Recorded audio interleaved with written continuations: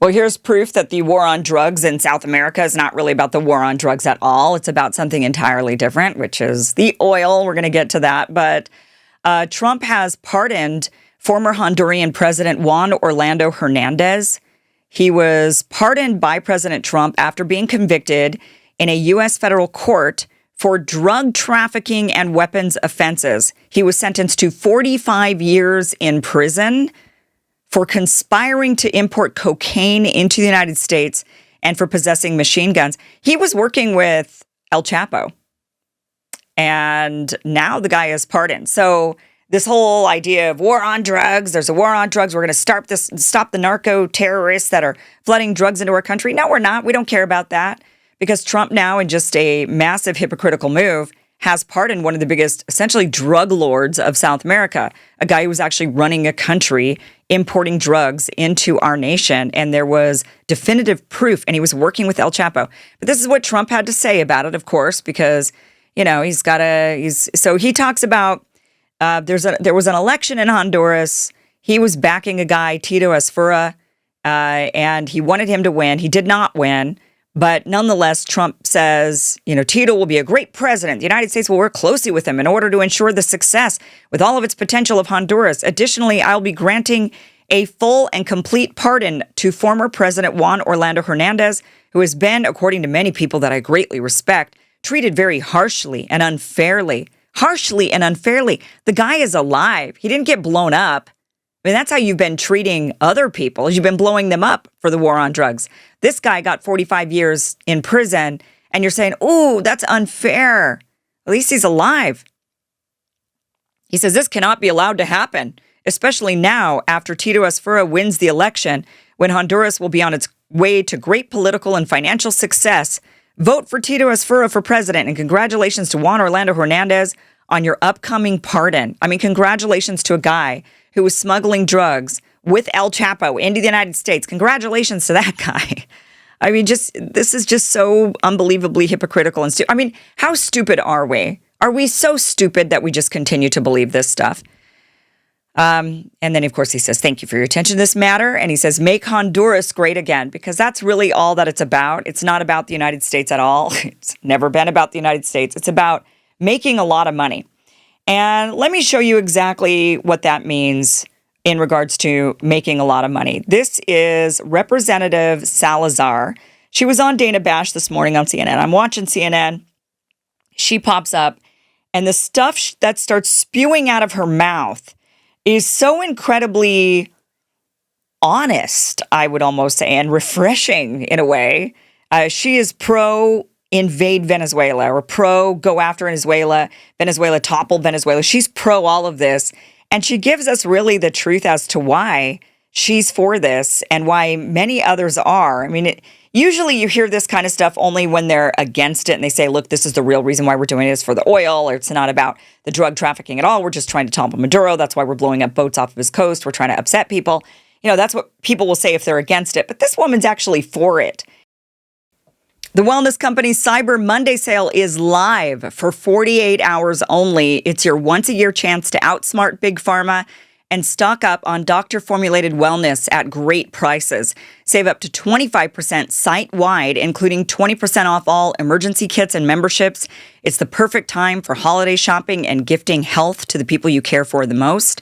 The wellness company only drops deals this deep once a year, so give your body the regimen it needs to maintain optimal health as you complete another grateful year of life while sliding on to 2026. Be ready to be even better. Stay prepared with emergency kits, stock your cabinet with premium nutraceuticals, and check out their memberships as you plan for 2026 health cost analysis. The wellness company has everything you need to cyber shop your way to healthy habits. The sale ends Tuesday night, December 2nd. So head to twc.health/Kim for serious Cyber Monday savings. Discounts automatically apply at checkout.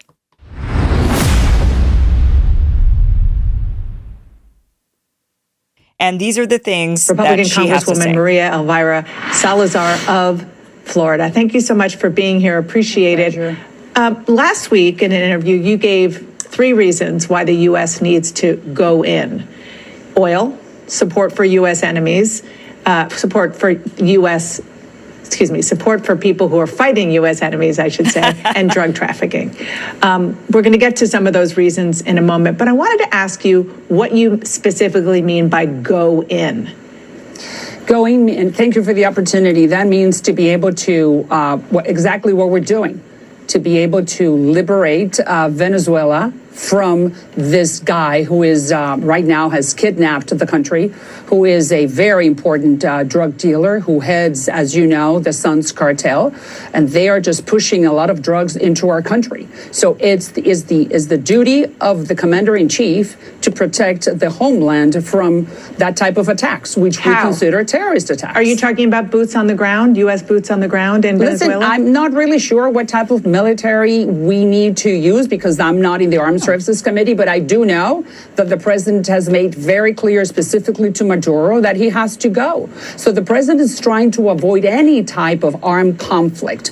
Is the Maduro regime who's trying to stay in power and continue harming our country in many levels, as you said, national security, drug trafficking, lack of democracy. So Maduro has a very long list of very bad things that he's done in the last 25 years. Well, there's certainly been a lot of attempt to intimidate him, to push him, to convince him, to cajole him in lots of different ways, including a phone call with President Trump. It hasn't worked so far. I just want to be clear. Are you supportive of military action that includes airstrikes and even boots on the ground if need be? Why don't we put this into context, right? This is not what the United States, we have the legal framework. We have created, meaning the administration, the Republican Party in power, has created a framework of legality. We have the laws supporting us. This is a non-international armed conflict. We're not invading Venezuela. We're not taking out, or we're not asking to leave the legitimate president of a country. We are taking out, or we are giving him the opportunity to leave with his wife and his children. But what if he doesn't? Oh, well, but you know, if he doesn't, then the president has said it clearly. We have the duty to remove him from power because he is a harm to the United States. And how far should that go? How far should that military action go? Well, like I said, I am not an expert on this, and I'm sure that the Pentagon and the CIA and everyone that works for the president has this plan mapped out. But I do know that I talked to the opposition. The opposition is ready. I do know that we have a very solid plan. And look, who's the opposition? Is it a leader from Trinidad or Aragua? Because that would be, that would track, considering that we put Al Qaeda and ISIS in charge of Syria. The first time that it happened in history, it happened. Every single president, or many of the presidents, have had a situation that is similar to this one. Panama with Bush, Clinton with Kosovo, I should say, Obama with Libya. So yeah, and people voted to not continue that under Donald Trump. That's specifically what they voted for. There are a lot of series of incidents. Well, I'm glad that you mentioned that. I'm glad that you mentioned that because we were just looking and thinking about just, let's say, the last quarter century of history. The U.S. has pushed for and used military action in most cases for regime change. Iraq, Afghanistan, Libya, you mentioned, Syria. None of them has worked out the way American leaders. Yeah, good for Dana Bash. I mean, you know what? Good for Dana Bash for actually saying that. It worked. It worked very well. I'm talking about the Western Hemisphere. I do know my Western Hemisphere really well, and I can assure you that Venezuelans who voted 80 in favor of the opposition and 20 against Maduro are more than happy, and they're welcoming a change of regime, and they're welcoming the fact that Venezuela will be again part of the international community, not a pariah that it helps our enemies. Because you know very well that Hezbollah, Hamas, Iran, I was a news reporter. I have covered Venezuela for the last 25 years. And I can assure you that Chavez and Maduro do not bring anything good to the United States. They have given a beachhead to Iran, to Hezbollah, to Hamas, to Russia, and to China. China is their number one client for oil. That needs to change immediately. We need to be the number one client for oil. I'm glad you mentioned oil because that is one of the three issues that you had mentioned, and I want to ask you about that. You brought up that there is a possible windfall of up to $1 trillion in economic activity for oil companies as one of the reasons for, quote, going in. I just want to be clear. So one of the reasons you want regime change is to access Venezuela's oil? Listen, one of the reasons why I want is because I want to liberate the hemisphere from thugs like Maduro. Oh, okay. And I do know that everyone in the hemisphere, from Argentina to Canada, would love to deal with American companies, including the Venezuelans. They would love to have the American oil companies going in, helping them restructure their whole oil business because it's completely destroyed. That did not happen with the Russians. It did not happen with the Chinese. So I do believe that the American presence is exactly not only what Venezuelans want, the whole hemisphere. And it's been our fault. The American governments, not only President Trump, because he's the only one who's been paying attention to the hemisphere, but for the last 25 years, the last 40 years, since Ronald Reagan, we have completely abandoned the Western hemisphere.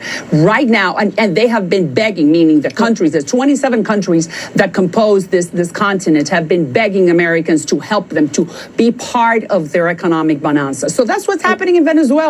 American companies, period. American companies going in and taking Venezuelan oil and selling it and getting rich. And she says the Chinese didn't do it and the Russians didn't do it. So you mean they didn't steal Venezuela's natural resources? They didn't steal the resources of another country? Oh, big, bad, terrible China and Russia. But she's advocating for the United States to do this. American companies taking over the Venezuelan oil not taking over, bringing their technology, bringing their legal framework, bringing the opportunities, bringing our know-how, the way we conduct business. That's what Venezuelans want. Before I let you go, you used the word thug, which, makes sense. Another person who could be called a thug is the former Honduran president, Juan Orlando Hernandez. Indeed. Who was convicted in an American court for drug trafficking, spending 2 decades in politics in Honduras, helping to flood the United States with cocaine. You want to get rid of Maduro. You've been very clear about that. The president says that he is going to pardon Hernandez. Are you okay with that? I would have not done that, but I'm not the commander-in-chief, and I do not have the pen that grants the pardons. I do not know what happened. So you think it's a mistake? Listen, the president has prerogative, and he has, he makes the decisions. But if I would have been in that position, chances are, but I do not know what happened, but I do know that. Are you worried it sends a mixed message? I think that I would have never done that. I don't think that that was what I would have done, but I repeat, I'm not in the Oval Office. Okay. I do know that right now what the president is doing with Venezuela is exactly correct for many reasons, and that's why I stick to what I'm telling you. Well, we are in an imperfect world, but I would have not taken that action for what you're asking me. Okay. At least she is honest. She's not sitting there going on and on saying, we got to stop the drugs. We got to stop the flooding of drugs into our country. Maduro's responsible for the drugs. No, she's saying oil, and a little bit of democracy. We got to liberate these people so that they can have American companies come in and get rich. And we'll bring our legal framework where we're basically going to tell them we own your companies. And sorry, you have to pay us back the debt. We're going to be putting you into some massive debt because we're going to be bringing our technology and our infrastructure. We're going to make a lot of money off of you. We're going to get rich. And then we're also going to tell you have to pay us back because we brought the infrastructure to your soil, even though we're the ones making money off of it. So at least she's not saying, well, it's about the drugs. And good for Dana Bash for pushing back. I mean, surprisingly but what about all these regime changes? They don't work. And look at this guy. He just got a pardon from Donald Trump. By the way, the president of Honduras, the former president of Honduras, during his trial, it came out that he bragged about, quote, shoving drugs up the noses of the gringos. And that's the guy that Trump has just now pardoned. Here's Salazar again talking about, this is a quicker clip, and she's just once again reiterating it's about the oil. This is not going to be hard. 80% of the Venezuelans voted for the opposition. You have 8 million Venezuelans in exile. We're talking about the largest reserves of oil in the world that will be doing business with the American oil companies. And that is something that I have made very sure that they understand. American companies in Venezuela for the next 100 years. All right. Well, you heard it. Okay. Well, yes, you did. You heard it. Also, Donald Trump, just to kind of reiterate that this is not about the war on drugs. This isn't about anything but the oil. Donald Trump did, and this was brought up in that clip with Dana Bash on CNN and Representative Salazar, mentioning that Trump did speak to Maduro on the phone. So he spoke to Maduro on the phone. What about, we don't really fully know, but we do know that he basically said he's trying to make a deal with Maduro about giving access to Americans for the oil. So those are the reports, is that he's wanting access to the oil and he's just asking Maduro to give it. And potentially in exchange, Maduro gets to stay in power in Venezuela. So this has nothing to do with stopping drugs. This has nothing to do with the war on narco-terrorists, stopping the flooding of drugs that are killing Americans. This has everything to do with oil. And Trump is making, it's just blatantly clear. We're just, how many more times do we need to be slapped in the face? Just being led around with, this is why we're doing this thing. And then you go along with it and it's about something entirely different. At some point, we just have to acknowledge that we are fools and we are being fooled, and they know that we're fools and they're fooling us. And at some point, we have to just say, we're no longer going to be the fool. You cannot fool us. When will that day be? Is it today? Kind of, maybe. Sort of. I don't know. I'm hoping so. Thank you for watching this clip from the full Kim Iverson Show, which you can catch Monday through Friday, 2 p.m. Pacific, 5 p.m. Eastern at KimIversonShow.com. It is free for you to watch. Again, 2 p.m. Pacific, 5 p.m. Eastern, KimIversonShow.com. See you there.